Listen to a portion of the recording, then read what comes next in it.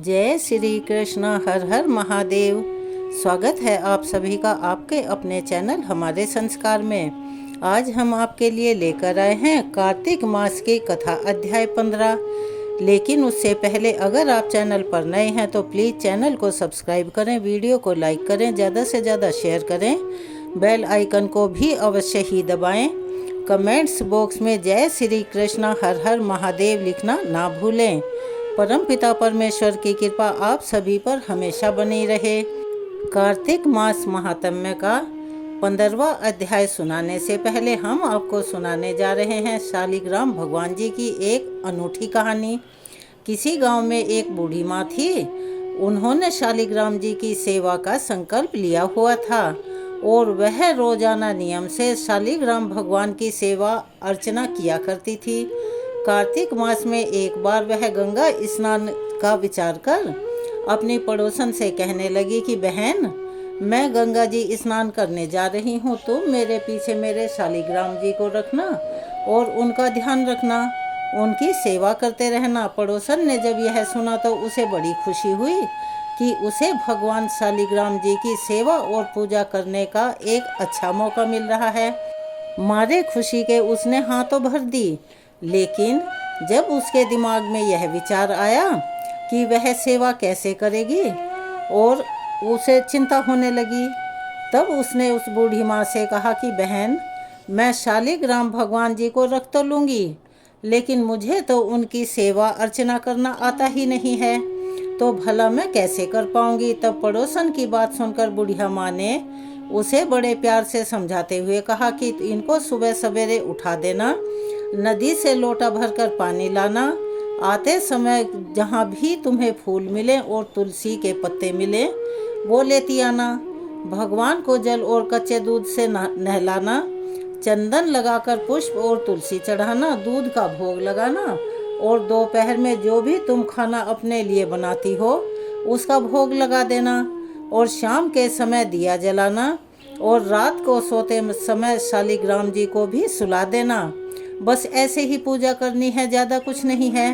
इतना कहकर वह बूढ़ी माँ पड़ोसन को शालिग्राम जी को देकर गंगा स्नान करने के लिए चली गई।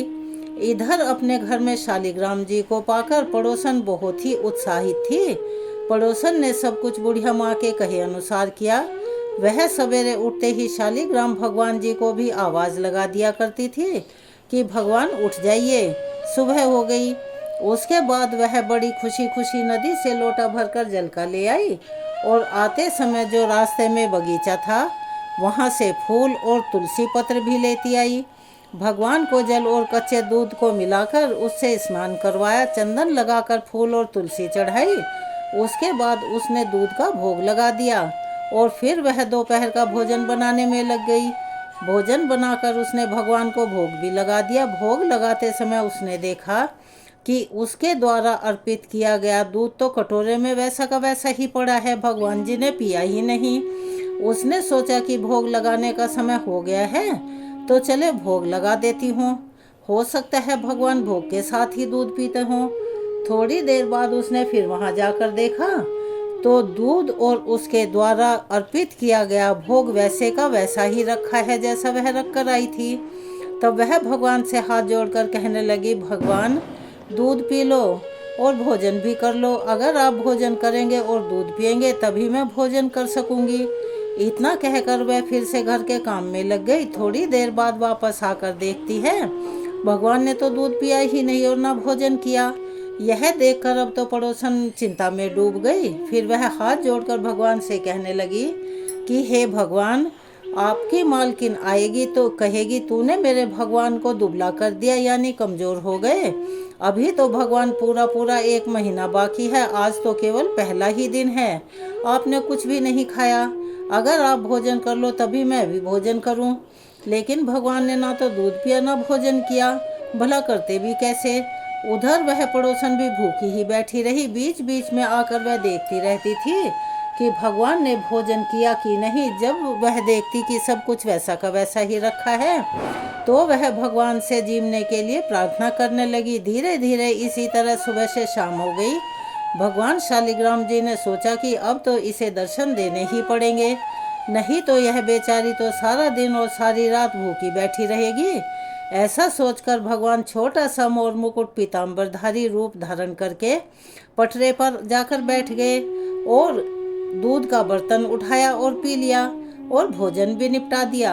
अब तो रोज ऐसे ही होने लगा। एक दिन भगवान ने पड़ोसन से कहा कि मैं गाय चरा कर ले आऊं। तो पड़ोसन कहने लगी, अरे थोड़े दिन ही तो रहोगे, क्यों जाते हो? पर भगवान नहीं माने। हाथ में सोने की लाठी, कंधे पर हीरे मोती का जड़ा पीताम्बर डालकर चले गए गाय चराने। दिन भर गाय चराई और शाम को गोधूली बेला में गाय को लेकर वापस भी आ गए। अब तो यह रोज का काम हो गया। रोज ही रोज पड़ोसन के घर में ऐसा होने लगा। भगवान रोज दूध पीने लगे और भोजन करने के बाद गाय चराने चले जाते थे और शाम के समय गोधूली बेला में वापस आ जाया करते थे। इसी तरह धीरे धीरे करके कार्तिक मास बीत गया। बुढ़िया माँ गंगा स्नान करके घर वापस आई। स्नान ध्यान से निपट कर सोचने लगी कि मैं पड़ोसन के यहाँ से अपने शालिग्राम जी को तो ले आऊं। आकर वह पड़ोसन के घर गई। पड़ोसन से कहने लगी, बहन जरा मेरे शालिग्राम जी तो दे दो। तो पड़ोसन कहने लगी, माँ शालिग्राम जी तो शाम को आएंगे तब ले जाना। अब तो बूढ़ी माँ शालिग्राम जी के लिए जिद करने लगी। बुढ़िया माँ ने सोचा कि शायद पड़ोसन के मन में उन्हें देने की इच्छा नहीं है। इसी बीच में उनके बीच में बहस होने लगी। उनकी बहस को सुनकर आसपास के गांव के लोग इकट्ठा हो गए। लोगों को देखकर वे पड़ोसन कहने लगी, भाई लोगों जरा इन बुढ़िया माँ को समझाओ। जैसे इन्होंने 1 महीना बिता लिया है वैसे ही शाम तक थोड़ा सा और सब्र कर लें। लेकिन बुढ़िया माँ तो धरना देकर बैठ गई और कहने लगी, मैं तो बस अपने शालिग्राम जी को घर पर लेकर ही जाऊंगी, वरना यहीं पर बैठी रहूंगी। बुढ़िया माँ को लगा कि शायद उसकी पड़ोसन झूठ बोल रही है। बुढ़िया माँ ने उसे डांट कर कहा, बता तूने मेरे शालिग्राम जी को कहाँ छुपा रखा है? मेरे शालिग्राम जी को मुझे लौटा दो। लेकिन पड़ोसन हाथ जोड़कर विनम्र स्वर में कहती रही कि बूढ़ी माँ, मैंने शालिग्राम जी को कहीं छुपा नहीं रखा है, मैं सच कह रही हूँ। वो गाय चराने जाते हैं और शाम को ही लौट कर आते हैं। अब वो बार बार बूढ़ी माँ को समझा रही कि माँ जी शाम को जब शालिग्राम जी आए तो आप अपने शालिग्राम जी को अपने साथ ले जाना। लेकिन बूढ़िया माँ को तो कोई बात समझ में ही नहीं आ रही थी। और इधर जब शाम हुई तो भगवान जी गाय चरा कर वापस आए और गाय को उसकी जगह पर बांधकर यानी छोड़कर भगवान उस पड़ोसन के घर के मंदिर में खुद ही विराजित हो गए। यह देखकर पड़ोसन बुढ़िया माँ से बोली कि माँ जी आ गए आपके शालिग्राम, ले लो और ले जाओ अपने भगवान जी को। पड़ोसन ने कह तो दिया लेकिन बुढ़िया माँ को भगवान जी दिखाई ही नहीं दिए। उसे कुछ भी समझ में नहीं आया। तब बूढ़ी माँ बोली, तू इतनी देर से मना क्यों कर रही थी? जरूर तूने कहीं छुपा कर रखा होगा, तेरे मन में खोट होगा। और बुढ़िया माँ भगवान जी को इधर उधर ढूंढने लगी, लेकिन पड़ोसन को तो वो सामने ही दिखाई दे रहे थे। बूढ़ी माँ की बात सुनते ही पड़ोसन को सब कुछ समझ में आ गया। खुशी के मारे उनकी आंखों से आंसू बह निकले। उसने भगवान के सामने हाथ जोड़ लिए और फिर वह भगवान जी से बोली, भगवान मुझे तो आपने दर्शन दे दिए, अब इन बूढ़ी माँ को भी अपना रूप दिखा ही दो, नहीं तो यह मुझ पर शक करती ही रहेंगी। अब तो भगवान को पड़ोसन की बात माननी पड़ी और पड़ोसन की बात मानकर भगवान ने मोर मुकुट पीताम्बर धारण किया, हाथ में सोने की लाठी ली और फिर बुढ़िया माँ को भी दर्शन दे ही दिए। बुढ़िया माँ यह सब देखकर हैरान रह गई। उनका बूढ़ा शरीर थर थर कांपने लगा और उनकी आंखों से भी आंसुओं की धारा बह निकली। अब तो बुढ़िया माँ ने भगवान के और पड़ोसन के दोनों के पैर छू लिए और कहा, मैं तो इतने दिनों से शालिग्राम जी की सेवा कर रही थी, पर मुझे तो कभी भगवान ने दर्शन दिए ही नहीं, क्योंकि मैंने भगवान को केवल मूर्ति मानकर उनकी सेवा की थी और असल में तूने ही भगवान को शुद्ध मन और सच्ची सेवा की, इसीलिए तुझे भगवान ने दर्शन दिए हैं। हे भगवान, जैसे आपने उन्हें दर्शन दिए वैसे सबको देना। कथा अधूरी हो तो पूरी करना, पूरी हो तो मान करना। इस कथा को कहने वाले, सुनने वाले और हुंकारा भरने वालों की सभी मनोकामनाएं पूर्ण करना। चलिए एक बार मेरे साथ प्यार से बोलिए, शालिग्राम भगवान जी की जय। अब हम आपको सुनाने जा रहे हैं कार्तिक मास महात्म्य का अध्याय 15। महाराज प्रभु ने देवऋषि नारद जी से पूछा, हे देवऋषि, यम पंचक काल में दीपदान का क्या महत्व है और क्या विधि विधान है, यानी उन्हें कैसे जलाना चाहिए, कृपया करके मुझे बतलाइए। तब नारद जी ने कहा, हे राजन, कार्तिक मास के कृष्ण पक्ष की त्रयोदशी से शुक्ल पक्ष की द्वितीया अर्थात भाई दूज तक के 5 दिन यम पंचक कहलाते हैं और इन दिनों में धनतेरस की रात्रि को यमराज जी के निमित्त दीपक जलाने से यमराज जी प्रसन्न होते हैं और अकाल मृत्यु का भय नहीं रहता। इसके अगले दिन कार्तिक कृष्ण चतुर्दशी को नरक चतुर्दशी भी कहा जाता है। इस दिन तिल का तेल, अपामार्ग तथा दूर्वा आदि लगाकर स्नान करना चाहिए। स्नान के बाद दक्षिण की ओर मुख करके यमराज जी के सभी नामों से उनका स्मरण करें और सायंकाल में ब्रह्मा, विष्णु, शिव जी तथा दुर्गा जी के मंदिरों में तथा वृक्ष सभा, गौशाला, बगीचा, नदी, तालाब, कुआं, बावड़ी, गली, चौरास्ता यानी चौराहा, खेत, शमशान आदि में दीपक जलाएं और रात्रि को श्री लक्ष्मी जी की पूजा करें। यदि शस्त्र से किसी की मृत्यु हुई हो तो उसके निमित्त भी चतुर्दशी को दीपदान करना चाहिए। इससे अक्षय पुण्य फल की प्राप्ति होती है। इसके बाद कन्या, ब्रह्मचारी तथा तपस्वियों को भोजन करवाएं। इससे यमलोक ना जाकर शिवलोक की प्राप्ति होती है। कार्तिक की अमावस्या अर्थात दीपावली के दिन भी पितरों का पूजन और श्राद्ध करके ब्राह्मणों को भोजन कराना चाहिए। फिर सायंकाल पर तुलसी के समीप देव स्थान, शमशान, नदी, पर्वत, चौराहा और गौशाला आदि में दीपदान करें। इसके बाद लक्ष्मी जी की स्तुति करके उनको जगाएं। जिस प्रकार पतिव्रता स्त्री अपने पति से पहले जागती है, उसी प्रकार लक्ष्मी जी भी भगवान के 12 दिन पहले जाग जाती हैं। अमावस्या को दिन में बालक, वृद्ध तथा रोगियों को छोड़कर अन्य कोई भी भोजन ना करें। शाम के समय लक्ष्मी जी का पूजन करने के बाद ही भोजन ग्रहण करें। घर को फूल माला आदि से सजाकर सारे घर में दीप माला करें। घर के सभी स्त्री पुरुष नवीन वस्त्र धारण करें यानी नए वस्त्र पहने और पूरी रात्रि लक्ष्मी जी के सामने नृत्य, गीत आदि करके हर्षोल्लास से बिताएं। घर में समस्त रात्रि दीपक जलाना चाहिए, जिसे अखंड दीपक कहा जाता है। उस रात्रि को लक्ष्मी जी सब घरों में घूमती हैं और जो घर सबसे अधिक सुंदर तथा रमणीय लगता है उसमें बहुत लंबे समय तक वहां निवास करती हैं। एक प्रहर रात्रि शेष रहने पर दरिद्र रूप घर का कूड़ा कर सूप अर्थात छाछ या पुराने पंखे पर रखकर बाहर फेंक देना चाहिए। ऐसा करने से वह घर धन धान्य से भरा रहता है। दीपावली के अगले दिन गोबर का गोवर्धन बनाकर बंधु बांधवों सहित गोवर्धन पूजन करें तथा ब्राह्मणों को भोजन कराएं और स्वयं भी नए अन्न का भोजन करें। भगवान श्री कृष्ण ने इंद्र का मान मर्दन करके गोवर्धन पर्वत की पूजा इसी दिन की थी। सायंकाल के समय गौ तथा वृषभ अर्थात बैल की पूजा करें और अपने परिवार के भरण पोषण और रक्षा के लिए उनसे हाथ जोड़कर प्रार्थना करें। इसी दिन शाम के समय बलि तथा उसकी पत्नी विंध्यावली की मूर्ति बनाकर पूजन तथा दान आदि कर्म करने से परिवार में सुख और समृद्धि बनी रहती है। जय श्री कृष्ण, हर हर महादेव। आज के कार्तिक मास महात्म्य के अध्याय को हम यहीं विराम देते हैं। इसके आगे का वृतांत हम अपनी आने वाली वीडियो में सुनाएंगे। आप सभी से निवेदन है कि उसे भी अवश्य ही सुनिएगा और उसका इंतज़ार कीजिएगा। जैसा कि हम अपनी हर वीडियो में करते हैं, कथा के अंत में तुलसी चालीसा और माँ तुलसी की आरती सुनाते हैं, जिसे सुनने से कार्तिक मास में अक्षय पुण्य की प्राप्ति होती है। तो चलिए हम सब मिलकर करते हैं तुलसी चालीसा का पाठ। जय जय तुलसी भगवती सत्यवती सुखदानी, नमो नमो हरि प्रेयसी श्री वृंदा गुण खानी। श्री हरि शीश विराजनी देहु अमर वर अम्ब, जनहित है वृंदावनी अब ना करहु विलम्ब। धन्य धन्य श्री तुलसी माता, महिमा अगम सदा श्रुति गाता। हरि के प्राण हो से तुम प्यारी, हरि हेतु कीन्हो तप भारी।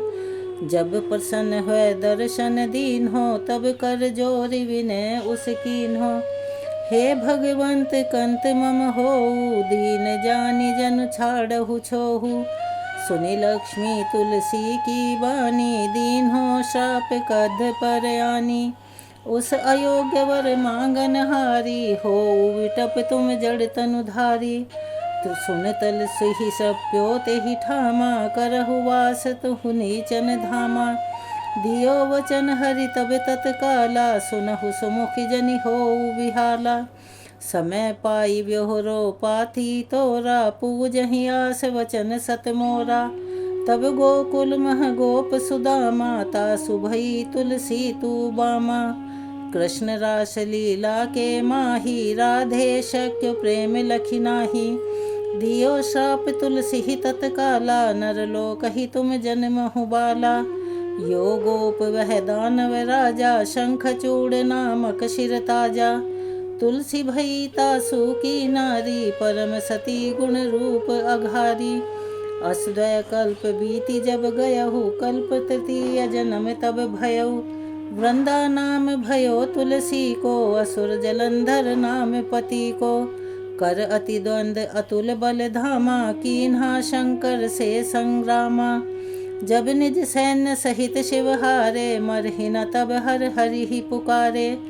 पतिव्रता वृंदा थी नारी, को न सके पति ही संघारी। तब जलंधर ही भेष बनाई, वृंदा ढिग हरि पहुँचे जाई। शिव हित लहि कर कपट प्रसंगा, कियो सतीत्व धर्म तो ही भंगा। भयो जलंधर कर संघारा, सुनि उर शोक उपारा। तेहि क्षण दियो कपट हरितारी, लखि वृंदा दुख गिरा उचारी। जलंधर जस हो भीता, सोई रावण तस हरि ही सीता। अस प्रस्तर सम हृदय तुम्हारा, धर्म खंडी मम पति ही संघारा। यही कारण लहि श्राप हमारा, होवे तनु पाषाण तुम्हारा। सुनि हरि तुरत ही वचन उचारे, दियो श्राप बिना विचारे। लक्ष्य न निज कर तूति पति को, छलन चाहिए जब पार्वती को। जड़मति तू अस हो जड़ रूपा, जग में तुलसी विटप अनूपा। धग्व रूप हम शालिग रामा, नदी गंड की बीच ललामा। जो तुलसी दल हम ही चढ़ई हैं, सब सुख भोग परम पद पई हैं। बिनु तुलसी हरि जलत शरीरा, अतिशय उठत शीश उर पीरा। जो तुलसी दल हरि सिर धारत, सो सहस्त्र घट अमृत डारत। तुलसी हरि मन रंजनिहारी, रोग दोष दुग भंजनिहारी। प्रेम सहित हरि भजन निरंतर, तुलसी राधा में नहीं अंतर। व्यंजन हो 56 प्रकारा, बिना तुलसी दल ना हरि प्यारा। सकल तीर्थ तुलसी तरु छाही, लहत मोक्ति जन संशय नाही। कवि सुंदर एक हरि गुण गावत, तुलसी ही निकट सहस गुण पावत। बसत निकट दुर्वासा धामा, जो प्रयास ते पूर्व ललामा। पाठ करहि जो नित नर नारी, होई सुखई भाषहि त्रिपुरारी। तुलसी चालीसा पढ़ तुलसी तरु ग्रह धारी। दीप दान कर पुत्र फल पावहि बंध्यौ नारी। सकल दुख दरिद्र हरि हर परम प्रसन्न। आश धन जन लड़हि कर बसहि पूर्णा अत्र। लाहि अभिमत फल जगत मह लाहि पूर्ण सब काम। जेहि दल अर्पहि तुलसी ते सहस बसहि हरि राम। तुलसी महिमा नाम लख तुलसी सुत सुख राम। मानस 40 रच्यो जगमह तुलसीदास। यहाँ पर तुलसी चालीसा संपूर्ण होती है। चलिए एक बार मेरे साथ प्यार से बोलिए, तुलसी महारानी की जय। जय श्री कृष्णा, हर हर महादेव। चलिए अब सब मिलकर करते हैं तुलसी महारानी की आरती। तुलसी महारानी नमो नमो, हरि की पटरानी नमो नमो। तुलसी महारानी नमो नमो। धन तुलसी पूरन तप कीन्हो, शालिग राम बनी पटरानी नमो नमो। तुलसी महारानी नमो नमो, हरि की पटरानी नमो नमो। जाके पत्र मंजरी कोमल श्रीपति कमल चरण लपटानी नमो नमो तुलसी महारानी नमो नमो हरि की पटरानी नमो नमो। कौन महीने बोई रानी तुलसी कौन महीने हुई हरियाली नमो नमो तुलसी महारानी नमो नमो हरि की पटरानी नमो नमो। कौन महीने हुई तेरी पूजा कौन महीने हुई पटरानी नमो नमो तुलसी महारानी नमो नमो। आषाढ़ मास में बोई रानी तुलसी सावन महीने हुई हरियाली नमो नमो तुलसी महारानी नमो नमो हरि की पटरानी नमो नमो। कार्तिक मास में हुई तेरी पूजा मंगसिर मास हुई पटरानी नमो नमो तुलसी महारानी नमो नमो हरि की पटरानी नमो नमो। धूप दीप नैवेद्य आरती पुष्पन की वर्षा बरसानी नमो नमो तुलसी महारानी नमो नमो हरि की पटरानी नमो नमो।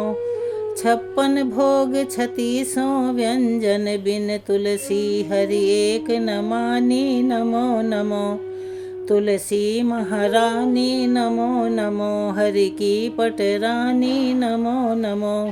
जो तुलसी को सवेरे गाए श्री कृष्ण के दर्शन पाए नमो नमो तुलसी महारानी नमो नमो हरि की पटरानी नमो नमो।